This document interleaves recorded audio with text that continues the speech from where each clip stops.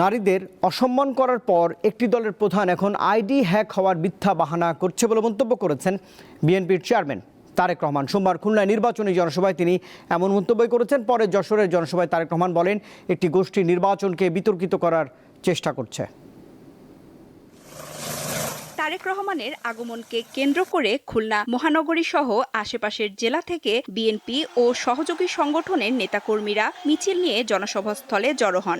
ঢাকঢোল পিটিয়ে ও বাদ্যযন্ত্রের তালে তালে নানা স্লোগানে মুখর হয়ে ওঠে পুরো এলাকা। খালিশপুরের প্রভাতী স্কুল মাঠ ও আশেপাশের এলাকায় জনসমাগমে কানায় কানায় পূর্ণ হয়ে ওঠে। দীর্ঘ ২২ বছর পর খুলনায় নির্বাচনী জনসভায় যোগ দেন তারেক রহমান। এ সময় তিনি নারীদের নিয়ে জামাতে ইসলামীর আমিরের বক্তব্যের তীব্র সমালোচনা করেন। তিনি বলেন, যারা নারীদের অসম্মান করে, যারা মিথ্যার আশ্রয় নেয় এবং জনগণের ভোটাধিকার হরণ করেছে, তারা কখনো দেশপ্রেমিক বা জনদরদী হতে পারে না।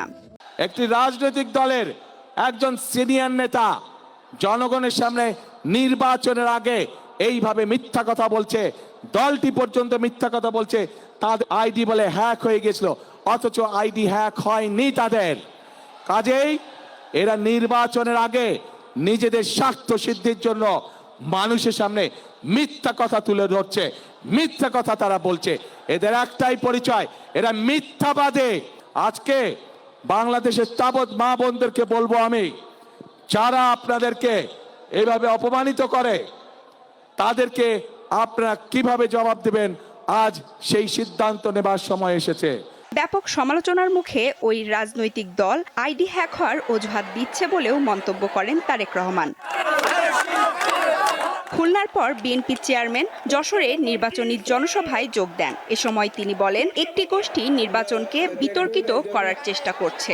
জনগণের অধিকার ফিরিয়ে আনতে হলে আগামী ১২ তারিখ সবাইকে সোচ্চার হতে হবে। নির্বাচনী সমাবেশ শেষে তারেক রহমান জুলাই যোদ্ধাহত এবং শহীদদের পিতামাতার সাথে কুশল বিনিময় করেন। সঞ্জিদা স্নিগ্ধা, দীপ্ত, বার্তা কক্ষ।